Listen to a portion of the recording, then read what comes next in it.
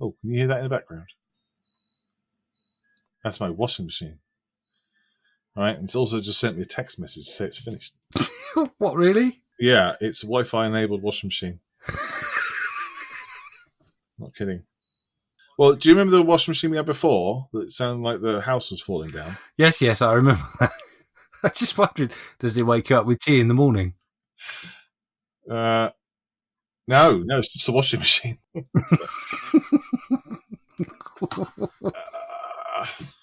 Where were we?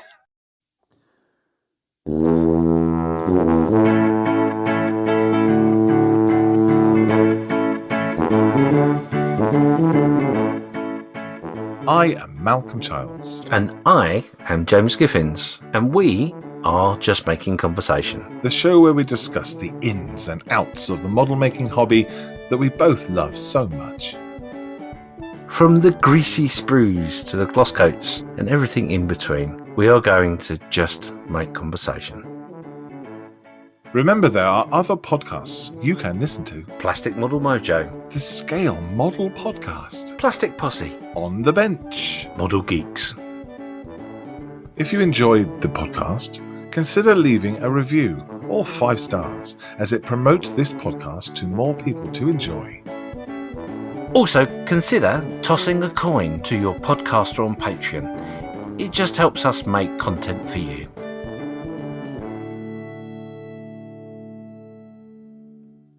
In this episode, we'll be just making conversation. Old kits, are they past their sell-by date? Should the old kits be resigned to the sprue heaven or hell? As modelers, are we just tired of the poor-fitting, poorly detailed kits of old? Tired of re-releases of old moulds and just some new decals in a shiny box? Worn-out sanding sticks who long to retire from heavy use, or are we just sport brats? So park up your old kit simmer frame, break out their pension packs, and let's blow off the cobwebs and see just how the dust settles.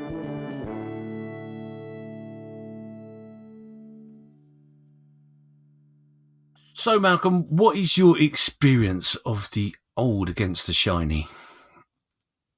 Old kits. I think of old kits, I think of that old, musty, mouldy, yellowy, crumpled box that's got that significant smell to it. I can see in my mind's eye Flash. I can see loads and loads of Flash. Bad instructions that are difficult to fathom, and if you're lucky, they might even have the numbers of the part on the sprue. So some of the older kits don't even have the numbers on, and you have to refer back to the instructions. Oh, what a bore! Not always got a number on the picture of the sprues either. Oh yeah, no, fine. In the instructions, it says it's the anchor. And you're like, yeah, okay, which sprue's that on? And you've got to try and fab them out by looking at all your different sprues. Luckily, the anchor is quite significantly different to every other part. That's true. It's not under A for anchor, is it? No. It's normally on sprue C, in fairness. Old kits remind me of a fight, of a struggle, of something that not something that's enjoyable, perhaps. Yeah, so you're right. Sometimes the older kits, the instructions are sometimes difficult to fathom. Decals are tired, to say the least. Are we going to talk about decals now? Oh, go on. You're championing a bit too. You know you want to. I want to. Yes, decals. So, old decals. Why, dear model manufacturers, do you not seal your decals in something? Keep them all nice and clean and crisp. Because I've got a pack of decals here that must have been, quite old now. But the water's got to them, time has got to them, or something. They are yellower than the yellow lettering, which is immensely clever of them. People out there might know a way of fixing the old decals, but I know if I try and put these onto something, they will just fall apart. They will just disintegrate completely. Why don't decals have a long shelf life, I wonder? Decals are one of those funny things. You know, I mean, even today, to a degree, with some boxings I can think of, the decals are not separated. They're either tucked into the instructions or loose at the bottom of the box. And in theory, they're as fragile as the clear parts. You know, they're as important as the clear parts as well. They seem to be like the unloved, forgotten member of the family that you really don't try and talk about too much. Maybe when the manufacturers were making their decals, they didn't expect a kit to last that long, and so didn't input any lastability into their decal manufacturing. So I wonder if in 20 years' time, the kit that you bought yesterday, the decals will be rubbish or they'll still be good. I wonder if they've got lastability in them now. Or maybe even the fact that when the kit was made, everything was transported off to where they did the boxing, and put the sprues in the bag and all that sort of stuff. And it was the last part of the production line. So it was literally what we put in this box, one of those, decals. Oh, and a bag of sprue. We better put that in there as well, I suppose. Yeah, you're lucky. Maybe that's what it was. Maybe. I don't know. But that's one of the things about old kits is definitely the decals are usually balked and ribboned. And so if you're going to buy an old kit for something, I would consider getting some aftermarket decals without even thinking about it, because the box I have here has been well looked after. It's old, but the decals are still ruined. I wonder if it was sealed perfectly, it would still be yellowed and yucky, or if it was just a tiny bit of moisture gets to them and ruins them. I think heat's one of the main baddies for it, isn't it? I know they say that if you store kits in your loft, for example, it needs a well-ventilated space. And sometimes lofts can go from one extreme to the other, especially in the summer. They do put that very strong steel-like structure in front of the decals, don't they? Which is that tiny, tiny sheet of baking paper. Yes. What's that for? Well, that's actually for when you put the decals on. It takes off the water. Did you not ever do that as a kid? Oh, it's not absorbent, though. No, it's not absorbent at all. No, but what you do, what's the point of that, there's an art to it. Basically, you use the corner of your baking paper and next to the decal and the water. What's that lovely word you use? That word you use often with Tamiya glue. You always say, I love watching the, whatever it's called. Showgirls? No, not a completely different podcast. It's called, are you ready?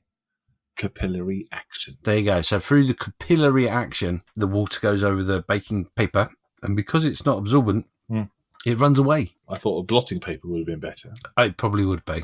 Or something absorbent would have been better as well. But maybe that was just what was cheap and around at the time. Maybe. Oh, you know what? It's like the old tissue paper you used to get in school in the toilets. Yeah, the toilet paper. That's what it is. Obviously, everyone complained about that and replaced it with some 4-ply. Some very clever decal making company went, we'll have that.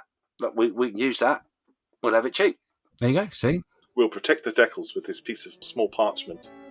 Yes, non-absorbent toilet paper. God, we've gone right off track.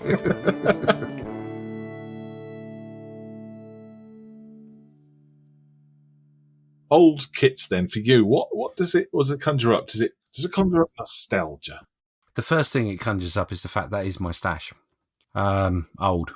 If I'm honest, the vast majority is old. The second thing is there are some kits within it that will be specifically kits in which I remember seeing as a kid when they were first released and thinking, I just would love to make that. That would be the ultimate amazing kit to make. I can give you an example of that. It would be the Bedford QL Gun Porty from Airfix, which is a Bedford truck. Desert Campaign. And that was one of the things that was out of my price range at the time. So, is it a 72nd scale? 135th. Oh, and who makes that again? Airfix. Bear with me 2 seconds as I.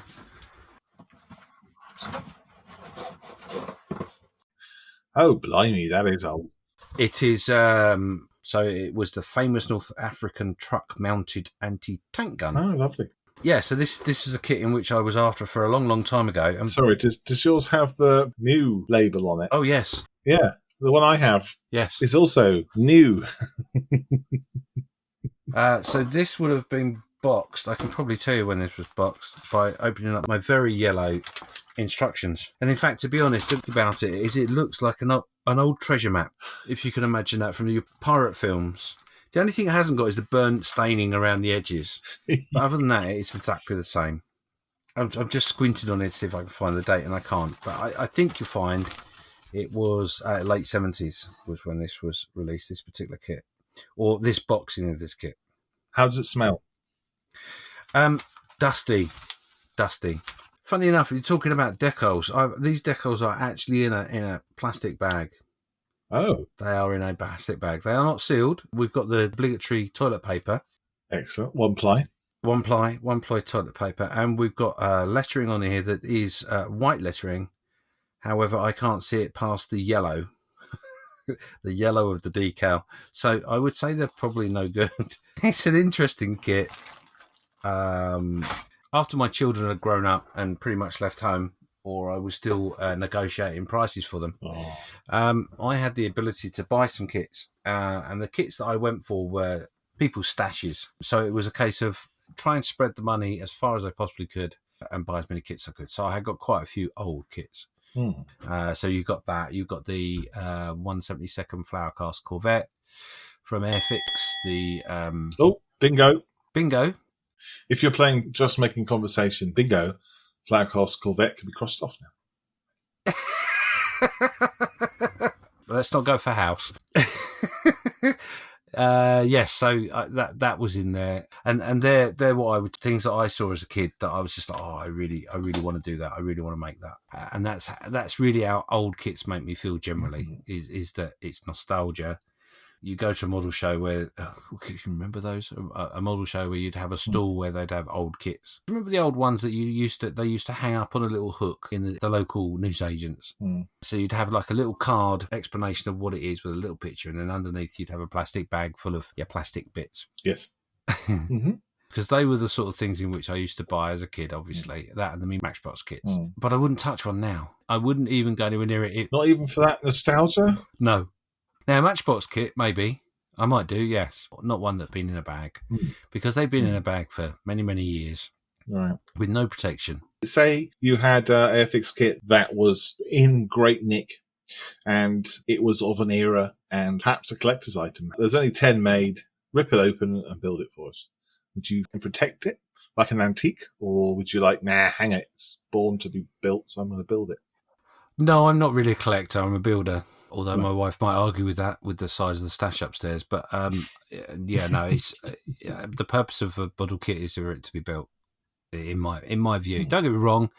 Like going back to those old kits with the plastic bags, it's great to see those in museums. And there is a toy museum near me that has got them. And they look great in that situ. But I certainly wouldn't walk past them on a stall or a car boot sale or something like that and go, oh my God, I must save that and look after it forever. No. No, I would only buy it to build. Or if I'm really horrible, because I want to nick some bits out of it and use it as part of my Greebles box. But that would be it. And I know there's probably people keeling over right now going, oh my God, how can you say that, Yeah, I imagine there is air being sucked over teeth somewhere. Oh, yes. Are you a collector? I am not, but I can understand why people do, because they are such a iconic representation of my youth that they're nice to have around. I like to see them on the shelf. Mm-hmm. A nice collection of Meng kits in those fantastic boxes that they make is a lovely thing to have. Mm-hmm. But they will get built. I'm not keeping them forever to pass on to my grandkids. They're going to get made and enjoyed and looked at, and that's how I see them. I'm not a collector either. And I think if you become a collector, you start to become a buyer and a seller as well. You start to be more interested in the cost of the kit and all that kind of thing. And I'm not interested in that whatsoever. The value, yeah. Yeah, they suddenly become a valued, i.e. a physical pound sign or dollar sign. But I find generally a model kit will kind of keep its value from when you've bought it new, as long as you don't open it up and start playing with it and sniffing it and everything else with it. Certainly don't start it. The value will remain about the same, unless you bought it brand new, of course, and the price would have been inflated anyway. But I always say to people that it's kind of like an investment. You're investing in plastic rather than gold. The price is quite stable. So, like, if you said you were going to sell that kit that you just mentioned, the Bedford truck, you could probably sell it for the same price as you got it. Possibly, yeah. I don't remember what I paid for it now, but and I've not got a price tag on it. At least I don't think I have. Let me double check, make sure. Does it not say BT's £2.60? Oh, do you know? I do own a kit that is from BT's and has the original price label on it. But I don't know where that is. I think I put it up in the loft. Put it somewhere safe. To collect, to keep it, to collect it. To collect, but yeah, to collect. Not that I collect these things, you understand, but yes. So yeah, BT's was a shop in the UK that was around in the 80s. A lot of people of a certain age will remember. Probably talking about toilet paper, probably lost a lot of our American friends. I don't know what was toilet paper like in the 80s, Americans? Let us know. It's such a random thing to ask. What was your toilet paper like? Welcome to Just Making Conversation. Just making conversation about toilet paper. Because we've run out of things to talk about. I think with the BT's, just so people are aware, BT's was one of the main large model shop, but like what is now Hobby Zone, or can't think of an American equivalent. I apologise, our American friends. But it was the main place to go if you wanted anything to do with the hobby railways, model kits, and Scalemates, and also the even weirder stuff, that remote controlled funky stuff, which we just couldn't afford. The box I was talking about, while we're talking, it was actually a 1976 box. No. The one that I've got in my hand. That's when it was sent out. Okay, cool. And I'm sure you'll take a photograph of that and stick it on Facebook. I will, but just to surprise you just a little bit more, which sort of brings us to a segue in a moment, was that actually that particular one that I've got in my hand was a Reeboks. The original, that was a Reeboks. The original molding that was used for that was actually in 1974. And in 1976, which was this quirky new tool thing, was the third edition using the same molds. And that mold is now the newest version you can get of it is Artillery, which was a 2008 release as a new kit, but it wasn't. It was the old mold from 1974.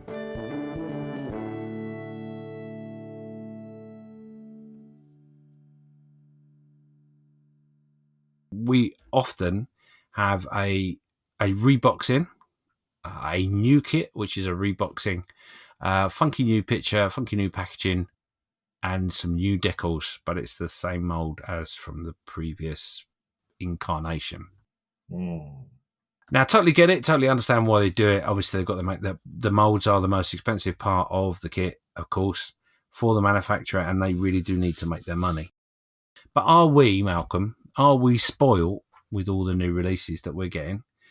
That puts us in that position where we feel it's okay to complain when we get that reboxing over and over and over again. Manufacturers generally do it. Well, they'll buy molds off other manufacturers. Indeed, and this is the quirky part as well. In the example I've given, now Artillery, when they released that kit, would have got it was a brand new kit, brand new mold, brand new things, everything's brand new. They're not wrong. It's brand new to them. It doesn't mean it hasn't been used. It's just brand new to them. Does that get your goat? My goat sometimes gets gotten. I find if it's a good kit and they have a market to bring it back, let's say, then I don't think it's a problem. Because they could release it with new decals, not yellowy ones, and kind of keep it going. I'm just trying to think about what other hobbies that happens. Manufacturers spend a great deal of money on molds, on equipment to make a product of some description, and that will have several incarnations from different companies. You know, the manufacturer may not well be the end seller. So, for example, where you've got a company that recently has stopped trading, there's a massive cry that the molds are sold on to other companies so the kits can be released under their banner. It's not a terribly bad thing, but what annoys me with it is the... Well, for example, the old kit that I've got now, it has a great big starry sticker on it saying new. It's new. No, it's not. It's not new. It's a new boxing, a new representation, but it's an old mold. And looking at the original boxing is, apart from being faded, is exactly the same picture. I'm actually looking at Scalemates. If you ever want to see how old your kit is or the mold involved, scalemates.com. You can put in any kit in your search sections and it will give you a history of said product. And one of the things they give is a product timeline. And the picture that's used for the actual front of the box art, funny enough, doesn't change from 1974 until 1998. It's the same picture, just slightly different resolution. And that's across, actually, funny enough, that's actually across four model companies. Wow. So it wasn't Airfix that made the mold to start with. It was a different company. And Airfix have obviously bought that from that company, and et cetera, et cetera. It only annoys me in the fact that you get all excited for your new releases every year and a company will, we've got this coming out this year. And it's like, well, it's just a new box. Yeah. Look at the pretty box. Pretty box. It's very nice. Squirrel. But you may have a section of the kit that has corrected an error that was known, say an aircraft, for example, that a certain part of the aircraft was completely wrong. So they new tooled that part, but some of the other sprues are the old sprues, which were fine. And I suppose in a way, that's sort of what I'm saying is that if it's an old kit, if it's an old mold, celebrate the fact. Don't hide it up in a bit of glossy packaging with a new sticker on it. The word that I learned a couple of years ago was the phrase new tool. I never heard new tool before. That means brand new mold, doesn't it? Which means new kit. What about other old kits as well? You mentioned earlier on you would possibly buy them for the greeblies and the bits and pieces and the extra jobbies, as a friend of ours would say. Is that something that you would do often if you needed a certain piece for something? If I'm totally honest with you, it isn't something I do very often, but I will pick up a started kit, right, and not worry too much whether it is any good or not, because I'm not necessarily going to build it as what it is. The bits that have been painted and glued together using umbrella glue, I potentially won't build it as it should end up. But in that case, there might be, for example, a couple of bits within it that might come with figures, and I might be just after the figures. I'm not really worried about whether the Sherman tankers has got all its running gear or not, because I'm really just after the figures. I don't do it very often, but it does happen. So I'm not scared off by the fact, A, it's old, and B, it started.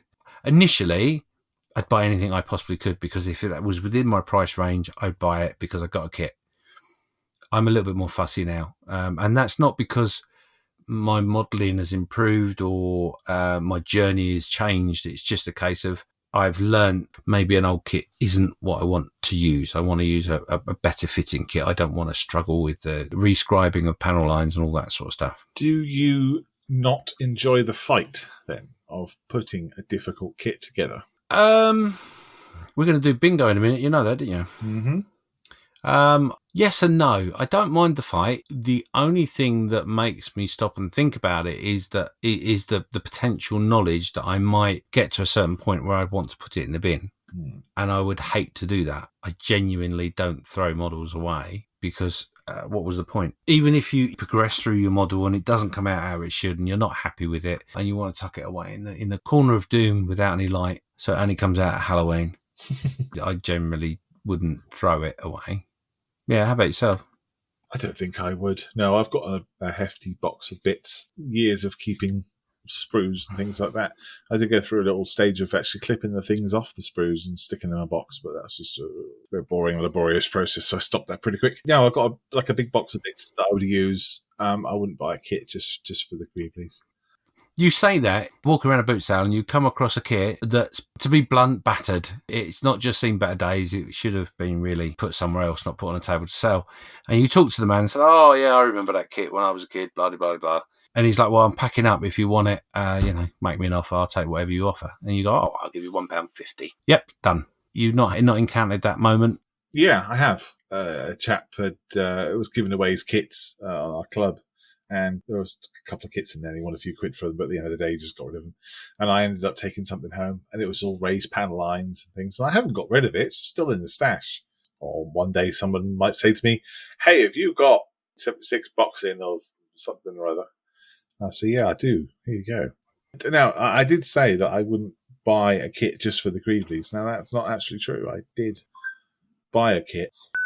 Google, was it finished now? Sorry, I don't understand. I didn't say the word Google. Thing.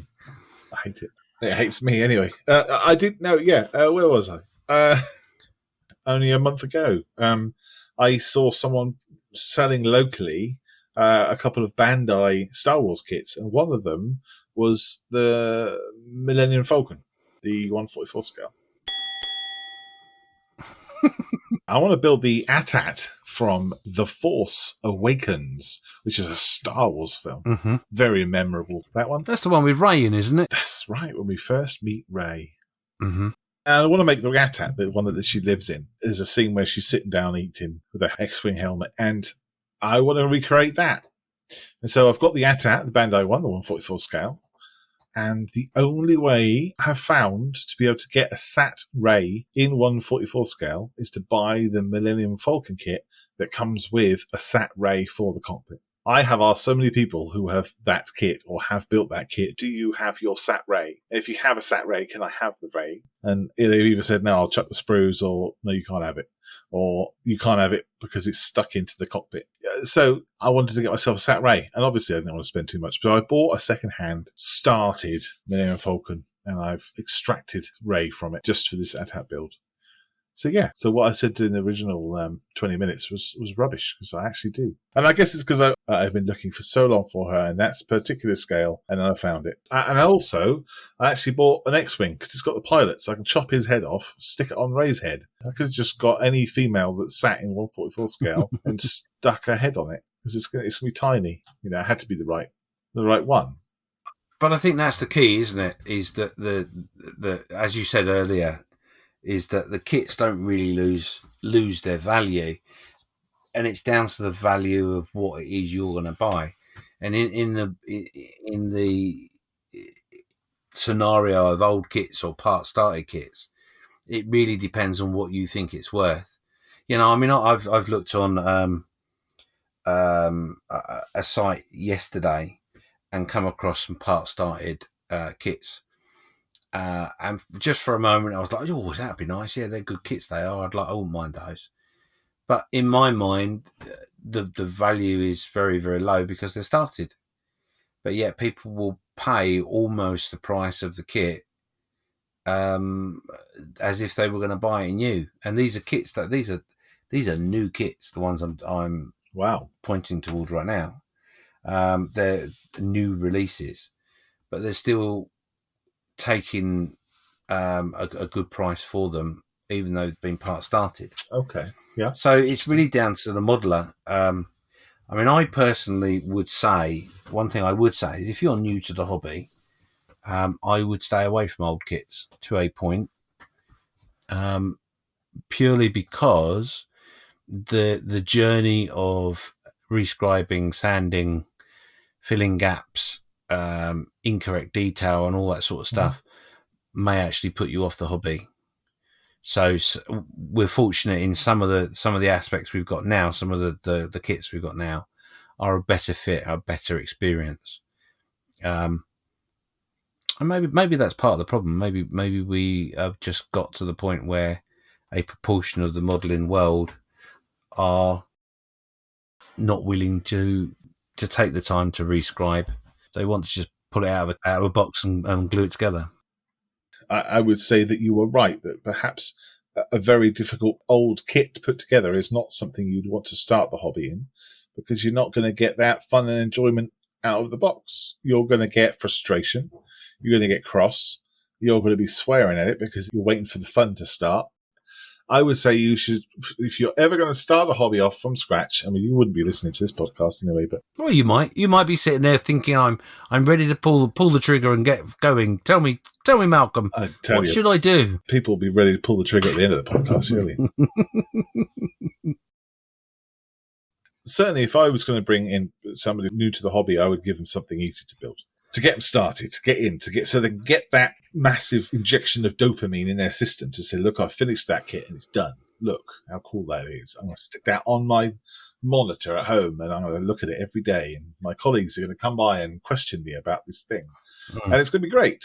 I'm not going to sit there and frustratingly chip some parts out of Flash. I think people should start with a nice, easy, brand new model. And then once you start to develop the amount of tools that you have and your skills and your ability to find tiny, tiny things and pick up tiny things because you've got a good set of tweezers, and you want to have that particular Bedford kit that you can only get in 1/72, made by Frog back in 1806. That is when you then get that kit and then you can make that thing that you really, really want. Yeah.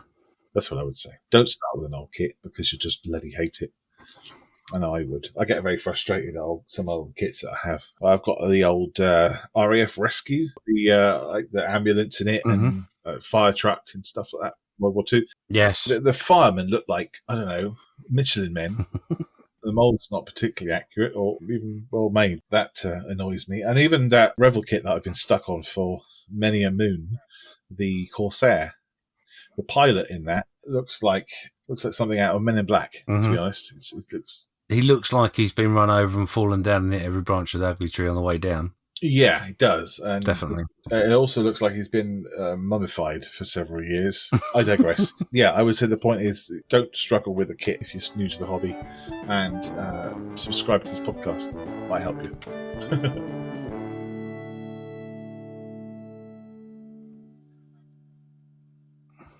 There are some great kits out there that are easy kits, and Airfix are going to get a thumbs up for that because some of their new molds that they've released in the last couple of years, the Hurricanes, etc., the fit is supreme. 1/48th, 1/72nd kits, really well done and brilliant. Goes together like a dream. A little bit like a Tamiya. You hear a lot of people go, "Oh, a Tamiya kit, you won't have any problems with that. It would just fall into place." Well, Airfix do have a couple of those kits as well, and they're a dream to build. Don't get necessarily distracted by the squirrel, because I recently did a review of the Hong Kong models B17. Bingo! And when I did that, I did it as a comparison review. So I did an old kit along with the new release from Hong Kong. And I was surprised that some of the detail in the older kit was actually better, right, in my humble opinion, than the Hong Kong models. Well, there you go. So don't discount them. Do you think it wasn't accurate, or it was accurate, or just the detail had been better represented? Better representation, and the molds were just not very good. Oh. On some of the parts. I think the main reason for that is that we are spoiled with the enormous amount of aftermarket you can buy for a kit.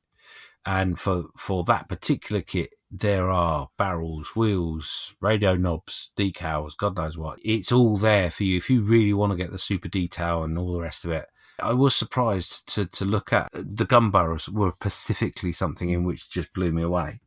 Was that the old boxing, which would be a 78 boxing, I believe, monogram, then Revel, their barrels were so much crisper and so much nicer than the Hong Kong one. I was shocked by that. I've got to be honest, I was expecting better. And also the interior detail was, if you compare the two, you sort of think, they haven't seemed to have taken the same amount of care with that small detail as they have with other areas of the kit. Don't know if that was funds or just overlooked. But yeah, it's quite clear to see, actually, in the comparison. I was going to build both of them, but I don't think I will now. I think I'll just do one. Just because I've got the space. So don't overlook the older kits, huh? There's that saying, isn't there, that older kit sometimes just hadn't had the chance to shine. So you might be that person to bring it out of its box. Very nice. Bring it out of its box. Very good. The other thing with buyer beware, if you like, with the older kits, pay for a kit, the value of the kit that you put to that kit, not what someone is asking necessarily. Because there are a lot of people out there that advertise and sell old kits saying they're very rare and you won't get the chance of buying it again. And they really aren't. There's very few. I've had that from friends who just said, you've got that kit. Oh, that kit's really rare. That one. Wow, that's amazing. You won't find any of those anywhere. And you look on eBay and there's 6 of them, all selling for about the same price. So, well, you haven't looked very hard. If you go into eBay, there they are. Someone once said to me, when I said to them I was going to sell some kits on eBay, and I said, I don't really know what to put on there. I don't know what they're worth, really. I know that they're worth to me. A kit that I bought at 40 quid may not be worth £40 now. That's when I bought it brand new, and it was a shiny squirrel, and I couldn't resist the temptation of chasing it down the street and buying it. Squirrel. And now, as a second-hand market, they're probably £20, £30. Whatever. Anyway, a friend of mine said, just put it on as an auction. It'll find its true value. People will only buy what they want to pay for it. Yes, of course, you can do that quick sniping here and there. It does work every now and again. Not very often. Too many people do it now. But yeah, it's really the value to you. And like I say, with the part started kits that I've been looking at just recently, sometimes they go for very little money. Or even old kits for that matter. They sometimes go for little money, and sometimes they go for crazy money because you've got a couple of people that really want it. If it's a vehicle that you want, and it doesn't matter if it's old or new, you're going to enjoy it, aren't you? Because you want to build the thing. You're going to have the thing on your shelf. Another top tip as well for old kits, if you want to learn how to do rescribing or a particular paint effect or a new technique that you've not done on your nice new shiny squirrel model, maybe buy yourself an old kit, one that doesn't matter too much. For example, I've got an F16, I think it is. She's stuck on the end of a piece of dowel, and that is my mule. So I try different painting techniques. Yeah. I try different techniques with scribers or whatever. So you can get a hang of the technique you're doing. Don't be frightened to have a mule. Everyone should have a good mule. Yeah, I don't have a mule. Do you not? The kit that I'm working on is my mule. Whatever I'm working on, I probably won't experiment very much because I know what works. I haven't got time to experiment so much in my modelling, but I guess my cutting mat in my airbrush booth is possibly my mule because that gets a lot of abuse. And I spray something, and is it going to splatter or is it going to run? I'll just spray it on the cutting mat in front of the extractor, and it's not green anymore. But yeah, I would say my models that I'm working on is my paint mule. I'm working on a Hummer right now, but it seemed to work out quite nicely. For those at home, I am now showing James a picture of a well pre-shaded Hummer. He's got his pre-shaded Hummer in his hand. Is what he's trying to say, and yeah, it does look good. But I mean, the mule I've got was actually a kit that I bought pre-started. I think I only paid £5 for it. It wasn't a lot. I tried to rescue it, and then thought, do you know what? Actually, I don't want to rescue this. It's not working. And then I stuck a dowel up its exhaust pipe. It's forever been my mule. It's good because on that particular mule, I haven't done scribing and stuff. That's not a technique in which I have any knowledge at all about, but it's something I'd like to do. But on that particular thing, I discovered a paint scheme, crazy hexagonal, which had about 3 or 4 colours involved in it. It's very translucent, very shiny, and really weird. But anyway, obviously I wanted to use that because I'm mad. I wanted to use that on a Viper from Battlescarred Delactor. What I didn't want to do is I didn't want to paint it and then go, no, I don't like that. So I used that as a mule. Did you use it on the Viper? The paint scheme is something in which I will be doing. Those of you at home, I'm now showing said mule to Malcolm. Basically what it was a mixture of blues and greens. Yeah, to get the effect. It does look quite funky. I'll take a picture of my mule for you guys so you can see it as we advertise this episode. Awesome.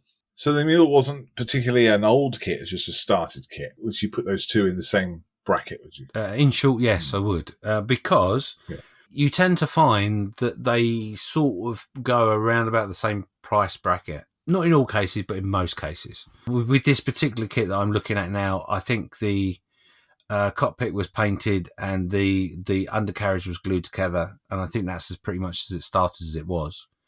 So in theory, you would think, any modeler with an ounce of know-how should be able to bring that back into a full-on. Yeah, no, I didn't. Long story short, it didn't work for me. It wasn't the person I bought it from had done a really bad job or anything. It wasn't. It hadn't been painted by someone at a preschool nursery. It was okay. It was usable, serviceable.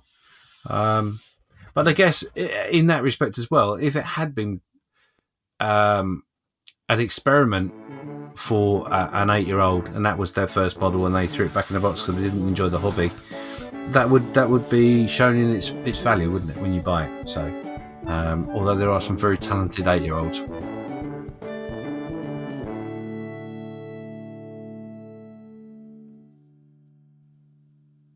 Older kits may be a cheap way into the hobby, but maybe not the best introduction for someone new. But they can be the right choice for those modelers who want to try a journey of super scratch building. Sometimes the older kits just haven't been given the chance to shine. But older kits can sometimes bring with them the wisdom of knowledge gained in your modelling journey by experimenting new techniques and processes. It's not always just about the shiny squirrel.